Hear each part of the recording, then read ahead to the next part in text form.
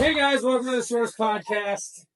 So happy to have you guys join us. My name is Simon. I'm the head trainer here at CCU. So while AJ is out, I'll be taking over, hosting some shows.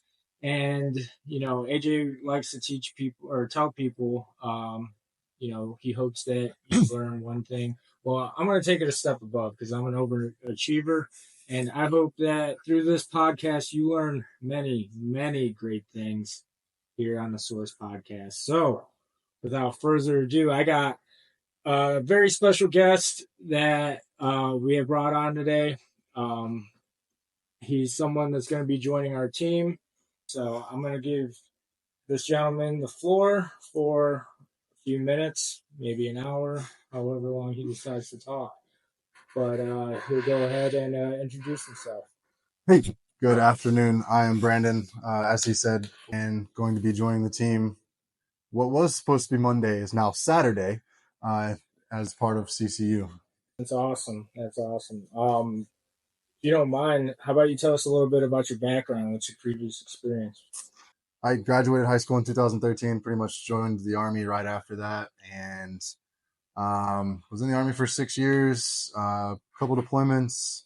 And when I decided that it was time to get out, I really kind of got into the trade world and decided that I wanted to be in an office, which was definitely not the case. So I went and I sat in an office for like 2 years, and I absolutely hated it. And so at that point, I was like, I need to do something else. And I started looking at different schools, and you guys came up, and I was like, you know what? I think training dogs and working with veterans and law enforcement is really something that's right up my alley. And so that's really what guided me in this direction. Okay. What'd you do in the Army, man? Well, I was in the infantry, 11 Bravo like I said, in the Army. My first deployment, I was a machine gunner. Transitioned into a radio guy for a little while, and then I was a squad leader for the remainder of my time. Words are hard. Okay. All right. So what I'm kind of gathering from all this and the background, you kind of saw that office environment as a good change to living out in the field and sleeping in the dirt. Yeah, it's something a little less taxing on your body. And that's really what I thought, actually. And at the time, I was like huge into the powerlifting world. And I thought, okay, if I'm sitting at a desk, all I'll do is be able to eat and get really big and really strong. Yeah. And I'll work a 9 to 5, and I'll go to the gym, and I'll be able to spend time with my family. And then that 9 to 5 turned into like an 8 to 12 at midnight. And I was answering my phone all the time. And it was actually more taxing on my body than working, being in the infantry, where I thought that, that was the most taxing thing that I could do. So when I got into the office, I was miserable. My ADHD doesn't allow me to sit behind a desk and type on a computer all day. So it just kind of, it actually really, really wore on me for the year and a half that I was there. Gotcha. So you saw an appeal to actually go back into the field. Yeah. Outside for once and hang out in the sun, right? Well, I think, as you kind of have probably seen, I really enjoy just running through the woods randomly and doing all kinds of.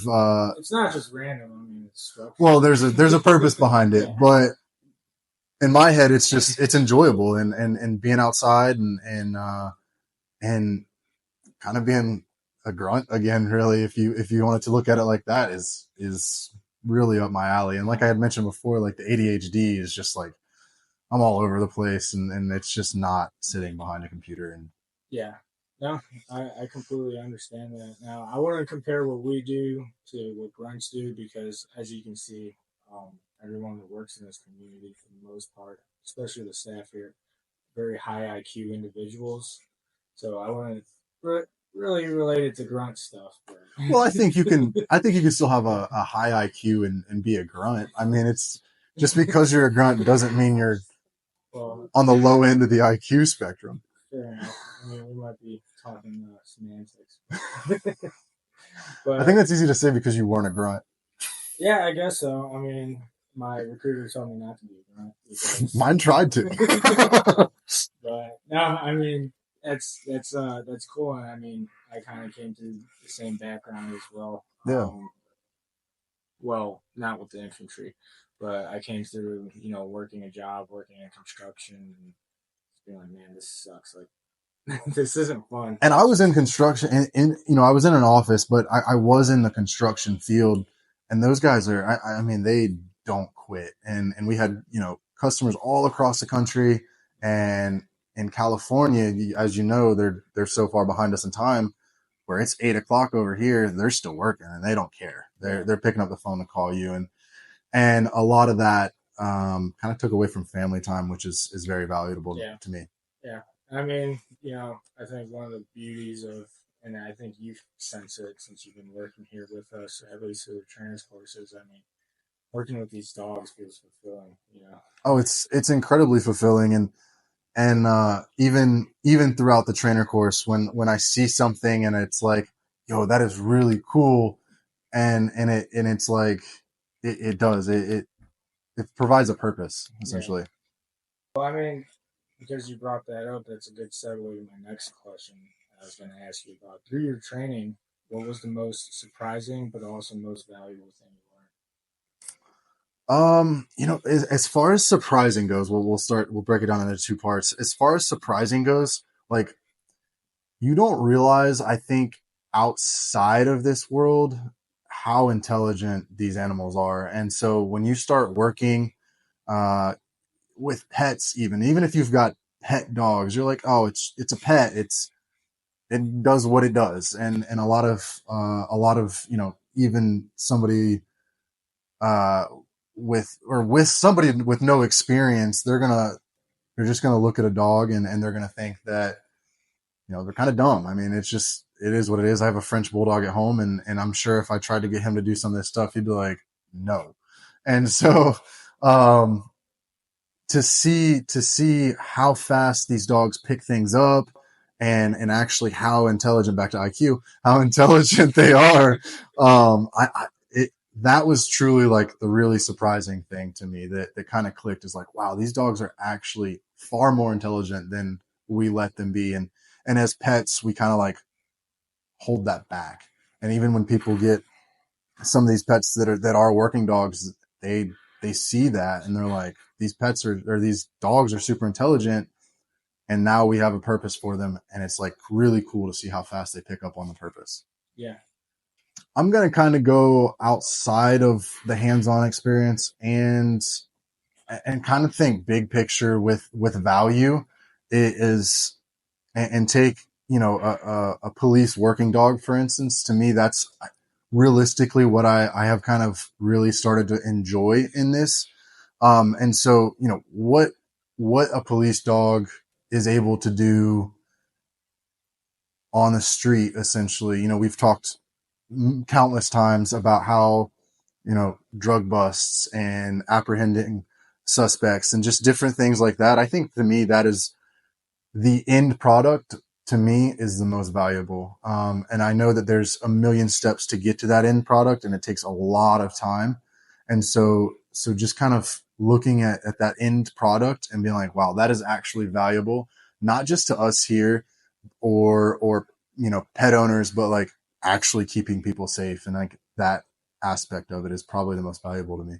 That's something that when people come into this course, and when they actually get their hands on a working dog, it's kind of it's almost like an adrenaline rush. Oh, for sure. Yeah. It's like you have a rabid animal. And you don't, and looking like, just from the outside in, if somebody was just out here watching, it looks like complete chaos. Like you said, like a rabid dog, but to really get, wow, ADHD, freaking way off topic again. To just kind of see the processes and how everything goes through, and flowing these dogs it's much more than a pet. Like, these dogs actually can have a purpose, and it's very intriguing. Yeah. And that's something that I actually had a student one time that came in here for a handler course, and we had just gotten green dogs from overseas, And when we put our green dogs through, we put them on dope, the odor, and then it's like, hey, you're going into class. They're Mhm. finally on one drug, and they kind of finish out that process throughout. And I had the student break the dog, and this dog was just all over the place, super high drive, just wanted to pull him everywhere. And, it's like almost as if the student doubted that we could get this dog ready for the street in 6 weeks. And I had to sit him down and be like, hey, man, we've been doing this for a while. Mm-hmm. Like, trust me, these dogs learn really, really fast. We do this all the time. Just stick with the process, listen to us, follow our instruction. We're not going to let you go way far out and astray.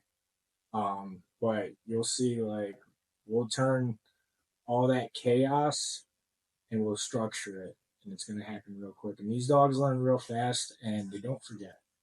No, and that's fair. And I think it's I can believe, and at the beginning of this, I 100% can see where somebody would look at this and be like, "There's no way this dog is going to be ready in 6 weeks." But like you said, if you just kind of stick to the process and trust the trainers and learn along the way, because it is fast paced, especially when you get here for a green handler or student, trainer student. It's fast paced, and to see, just how fast dogs pick it up, it's actually really cool to see how fast dogs can pick it up in that 6 weeks. And they're, we're working one right now, and how fast he's picking up dope is like, wow, holy crap. Yeah, absolutely. So you've been through this course for about 8 weeks. You're on graduation tomorrow. Graduation tomorrow. That's right. So thinking back on your course, can you tell me what you think was probably one of the most challenging aspects these past 8 weeks?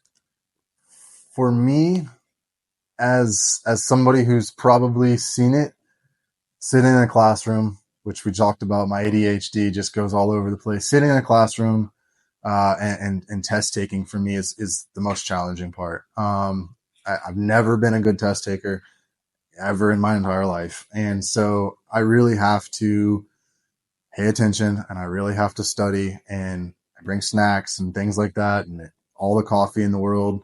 You're going to drink a lot of coffee as a trainer. And One Nation coffee. and so really kind of picking up the bookwork side of that, and what you really need to learn was really the most challenging thing for me. And then applying what I learned to a test when you don't have that book in front of you anymore. And now you're just kind of going off of what you've hopefully remembered. Yeah. I mean, we differ from, I think, a lot of schools, and I mean, a lot of schools that I've been through in the military, because a lot of the times, or even when I was in college, a lot of the times you get multiple choice, and yeah, and we don't do that here, and we do it for a specific reason. And a lot of students do find that very challenging, but like I always tell them, we have the test structured that way because we really want to see what you know. Read the question. We want to see your attention to detail, because you may not realize it, but kind of in the background, what we're working on is your attention to detail, because that's a vital aspect of being a trainer. And we're trying to develop that in, those secondary tasks, right? Like test taking. Obviously, you're not out there getting hands-on experience with that secondary task of test taking, and in the meantime, we're kind of during your study habits, we're having you hone in and focus on that. So you're not the only one. Absolutely. Oh, I believe that. Yeah, I mean, and being quite frank, like, those tests are hard. I mean, I'm the last one to finish every test. And yeah, you sure are. and that's fine. I'll be the last one if that's what it takes. And so I don't have a problem with that, but it is a challenge for me, and it's something that I'm going to continue to build on. And hopefully in the future, I'm able to start teaching those classes, and then kind of learning it from a flip side, because all that's doing is reinforcing those things into me as I'm teaching them. Yeah. So yeah, definitely, sitting down and taking that test it's nerve wracking. Like I told you after my final, my stomach was almost in knots. Like I was miserable during that. Definitely. Well, aside from the classroom and test taking, Mm-hmm. what do you think you struggled with the most as far as out in the field with those dogs? Oh, that's easily it's timing, and I know that, like, I know that still to this day that my timing has to get better. Whether it's rewarding or corrections or anything like that, it just has to be. It's got to be very on point, and because dogs' attention spans are like ours, and they don't care. If you're not correcting them, well, obviously, but if you're not correcting them in the right amount of time, they're already off. They're off course. They're off track. They're off, whatever that objective is. And so timing has definitely been the hardest thing for me out in the field when it comes to picking up things. And realistically, I think it's, a good example that I can give is during just basic obedience work, and getting that timing down has been challenging. Yeah. And that's something that I've been in your same shoes. Of course. I've gone through this course. And, Yeah. I kind of taken the same pathway that I've taken from going to this course and working here at Custom Canine as a trainer. And, I can say that, I didn't have the best timing either. Mm-hmm. And I mean, sometimes it's funny because you guys look at me like you'd be like, this dog's not working. Like, I take the dog and then it's working. Yeah, it's you fixed. Guys are like, what the heck? What the heck? And I mean, it's not a magic touch. It's just I've been practicing. I've gotten all that practice because it didn't used to look like that. That's something that will slowly start to. I'll be better at my timing, and I understand that, and it's just something that I'm going to have to continue to work on. Yeah. But I'm not afraid to go to work. Yeah. Well, through practice, obviously, this is something I've been doing for a while and doing it every day, and I'm always getting an opportunity to practice. And when you figure that timing out and you have that really good muscle memory, because all timing is you communicating with the dog, right? And you don't want to blur those lines with the dog. So you want to be very precise about what you want them to say, whether it's rewarding or, like you said, corrections. I'm communicating with that dog. And if my message is just a little too late or too early, it can screw up what that dog is or what we're trying to communicate. Yeah, you're blurring the lines. And how that message is being received. So, and that's something that, I was harped on.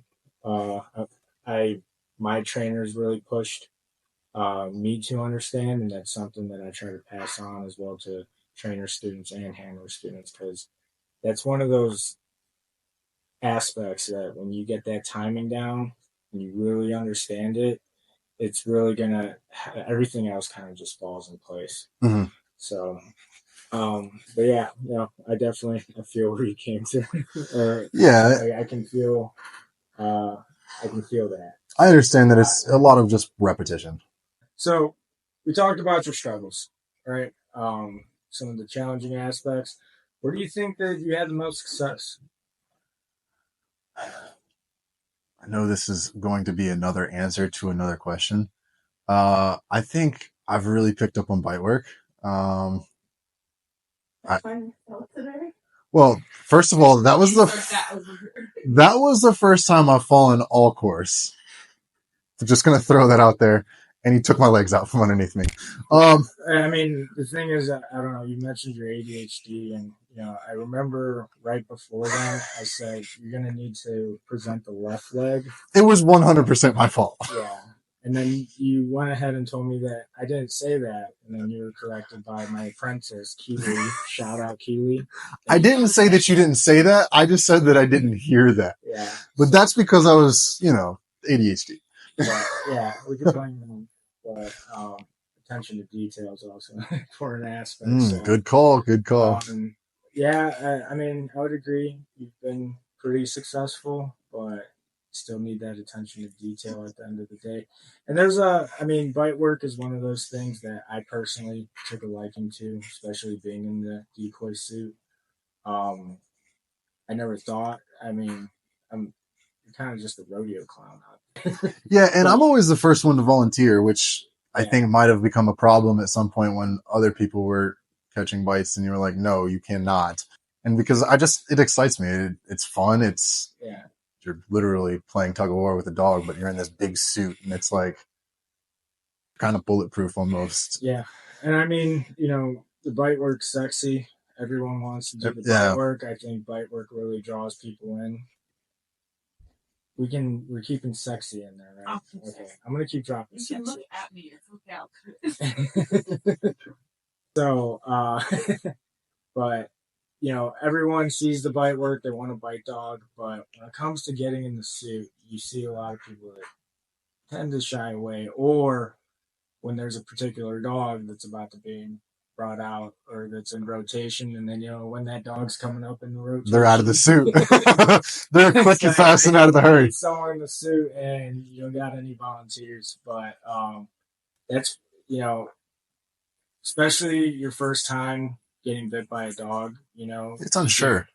You never realize. I mean, you watch the videos, but you don't realize just how intense it is. Like that adrenaline, and you're essentially getting mauled.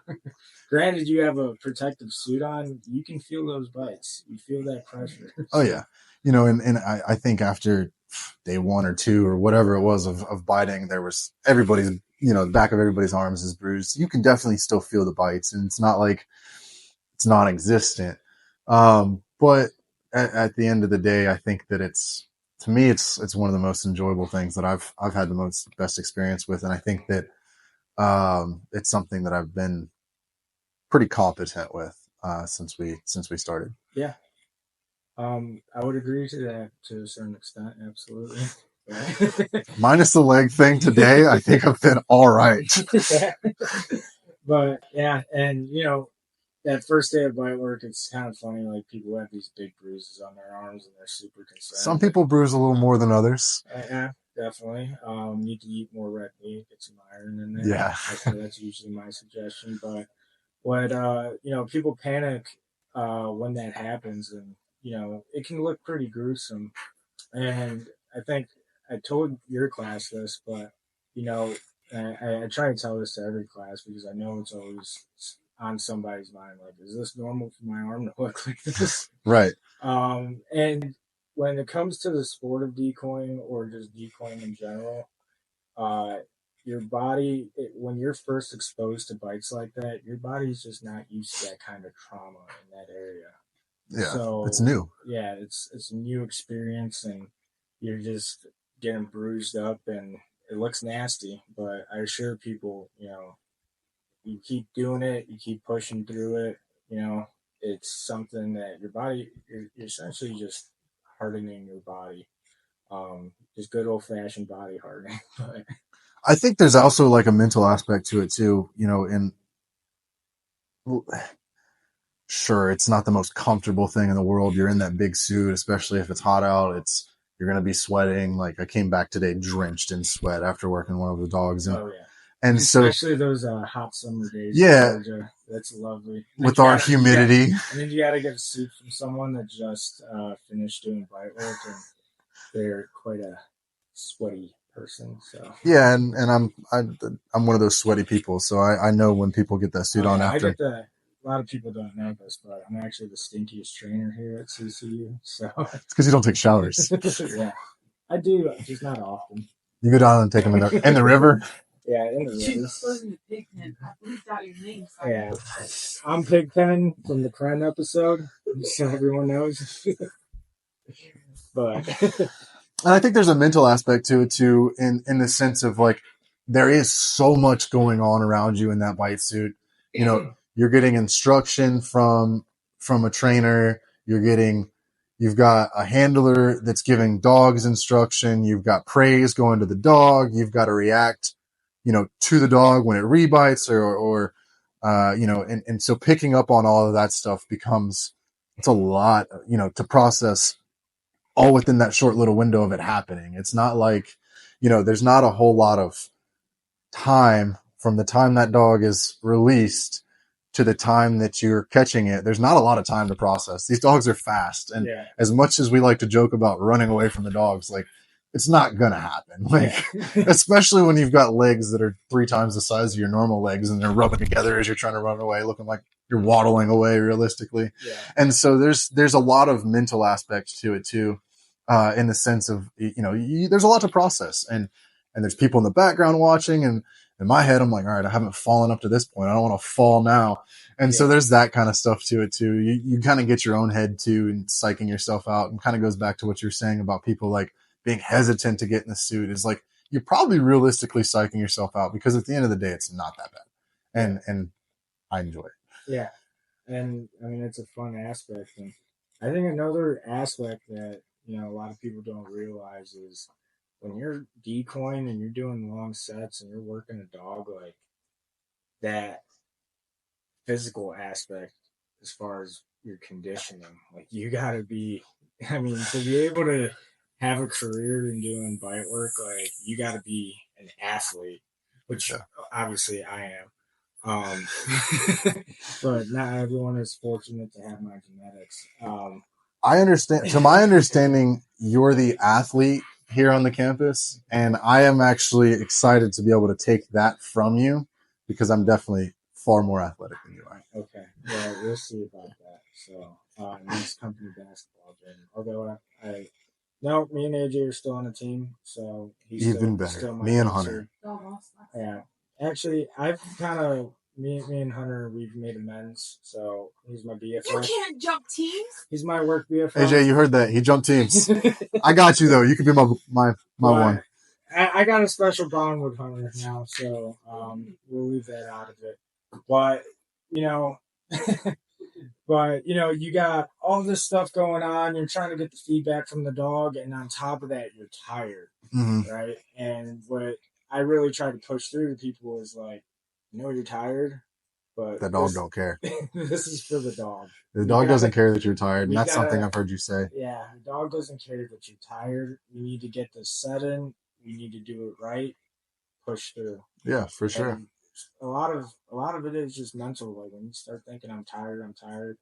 But I tell people all the time, I'm like, I know you're tired, but what you're doing with this dog could potentially save someone's life right now. And I think that gives people a little bit more perspective, and they kind of push those thoughts and feelings per se of, just being gassed out and worn out and all that pain, and that, they really push through, and that's awesome to see. And yeah, I mean, decoying is just fun, man. I enjoy it. It's definitely something I tried to talk you into letting me take over in the future, and you were like, absolutely not. I mean, not after how you did today. Wasn't really impressed, but I'm hopeful to get that video later. We'll see. So moving on to the next point. I always told you guys about those light bulb moments, right? Yeah. And I shared with you guys some of those light bulb moments that I experienced while I was through the trainer course. And, when you have those light bulb moments and you're just like, whoa, this is what the trainer was talking about. Everything just comes together and it works on the dog. Tell me about any light bulb moments that you experienced. Well, one of the first ones that I remember was the you might have to edit this out, opposition reflex, and the way that you kind of described that and how it worked. And I think that was kind of a light bulb moment. Like, oh, I'm pulling on this dog and he's just pulling away from me. Like, why? And so I think that, that was one of the first, probably the one that kind of sticks out the most, was the light bulb moment. Like, we talked about pets a little bit, and walking your dog down the road and he's pulling off one way and you're just pulling on him. He's like, it doesn't do anything. Yeah. And so I think that is like the biggest light bulb moment I've had, is like, I can't just pull on this dog to get him to do what I want. There actually has to be timing. Also has to be like there's a process behind it, that it's it's not just yanking on the dog however you think is going to work, because he's a lot of times he's stronger than a lot of these handlers, and so he's just going to pull him wherever he wants. Yeah, and it's funny to see too. I mean, that's usually people's first instinct is, hey, this dog's getting away from me. Let me just suck him back in. Right. But they don't even realize that they're doing the opposite of that. You're making the problem worse. Yep, absolutely. And I mean, think about how often people, especially if they got a dog that's reactive. Let's just talk about people walking their dogs out in public, and their dog sees another dog, and then all of a sudden, people tighten up on that leash and they start putting pressure, and they tend to just make those reactivity problems worse. Right. But to their credit, like, they don't know any better. Like, and as anybody just coming off the street, I didn't know any better either. And the way that you kind of describe that to us, and you're like, oh, that makes sense, because every time you pull on a dog, it just wants to pull the opposite direction. And so that was a good teaching lesson from you, and then a good light bulb moment, if you will, for me. Yeah, absolutely. And opposition reflex too. Having that understanding, we could also use it to our advantage as well. Like, think about when we're teaching the rebite, right? Using that opposition reflex. Yeah. We know that dogs has that reflex where they're going to want to drive forward, so we just use it to teach them how to do something, right? In the working realm, or teaching them how to sniff while we're handling and drive into deep corners by utilizing that and having that knowledge of just the anatomy of the dog. So yeah, absolutely. So I already know what you're going to talk about, but because the voice of reason here, Maya, she's watching and she's making sure that I'm asking you all these questions. She's holding a gun up to my head. But what area of working dog training? Don't interrupt me. What area of working dog training is the most exciting to you? Do I actually need to think about this one, or can I go ahead and answer it? Go ahead and answer. The most exciting to me is bite work, and I'm. Oh wow, really? That's crazy, man. It's almost like I was gonna say that. It has been the most fun for me. We talked about conditioning. I don't think that my conditioning is much of an issue. So I just really enjoy it. I like, it's the sexy part of canines, if you will. And so catching bites, man, I've really kind of taken a liking to that. It's sexy. It's very sexy. It's actually the sexiest part of this job. It certainly is. Keep the sexy then. So, okay, that's the most exciting to you. Which do you think is the least sexiest? Do you think you know what I'm going to say here? No, actually, I don't. When it comes to physically working with dogs? Yeah. Well, okay, we can go two different directions here. Cleaning kennels and dealing with dog poop is probably one of my least favorite things. Wow, really? No, actually, when it comes to actually training, and I know that this may be a unpopular opinion, but to me, the least sexiest is obedience. And at least for me, it's like repetition and repetition and repetition. So I just kind of get bored with it. And I'm like, all right, well, they're just going to walk around in circles and walk up and down the road. And we're going to walk past these dogs. And it just kind of becomes like redundant essentially. And so I just kind of that's just kind of my least favorite part. I know that it's important and I understand the importance of it. And I think that it can be sexy. But really when you're just kind of building off of just, basic obedience, it's kind of something that I've kind of like struggled to keep my brain with. Yeah. I mean, I appreciate your honesty. But, as far as it not being the most sexiest, you got to understand too, it's really the foundation of everything that we're doing.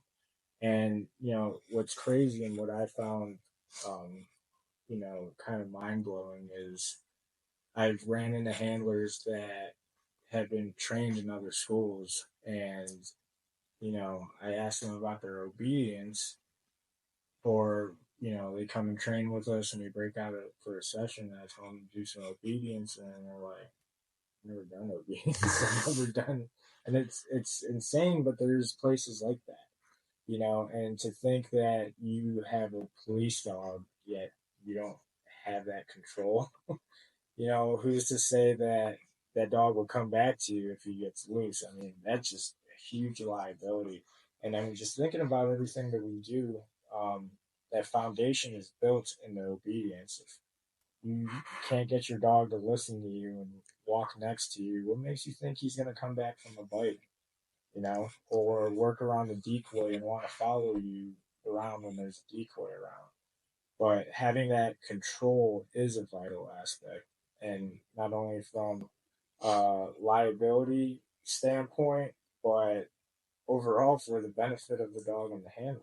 So, and I think, and to kind of to build on that is it's really cool to see when a handler does have good obedience on his dog, and he's on a bite and he's 100 yards away and calls that dog off, and the dog is like, oh, okay, I'm done, and goes back to his handler. So I do understand it, and I do understand how important it is. Don't get me wrong, but it was what I thought was, and yeah. So I really think it is cool when those dogs do listen really well. I was working with one today, and that's the example I just used is he was on a bite and he gave the out command and the here command, and that dog was, okay, I'm done, and ran right back to the handler. And so, going on what you were saying is that's really important, especially for that handler specifically, because he is in law enforcement. And so it is really cool when somebody does have good obedience on their dog. Yeah, absolutely.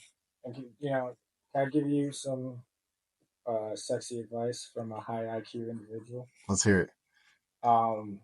This is just something, and I'm kind of delving into some of my experience, but just sharing with you what was one of the least sexiest aspects for me was tracking. I hated tracking. Really? Yeah, I did this course in the summer, but like maybe the spring, early summer, and I'll tell you something.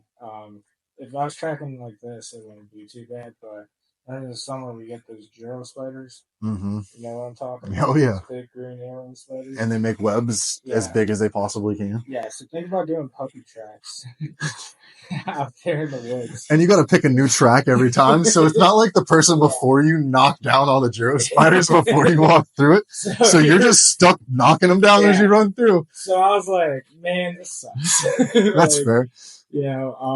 But even though it was one of those aspects that I didn't enjoy the most, I didn't want it to be an aspect that was gonna hinder my performance. Right. Hey guys, Voice of the Reason here. Due to some technical difficulties, we did lose audio for the rest of this week's podcast episode. However, if you have any questions or you just want a little bit more information about any of our trainer or handler courses, you can always head over to our website, which is always linked below in the show notes, as well as all of our contact information if you'd rather get in contact with someone to figure out which course may be the best option for you. If you were just tuning in to hang out with us and listen, thanks so much for hanging out. We appreciate it. Don't forget, Tuesdays our short sets are going up. Fridays we'll have our long form up. Both are always posted at noon, so we'll see you guys next week.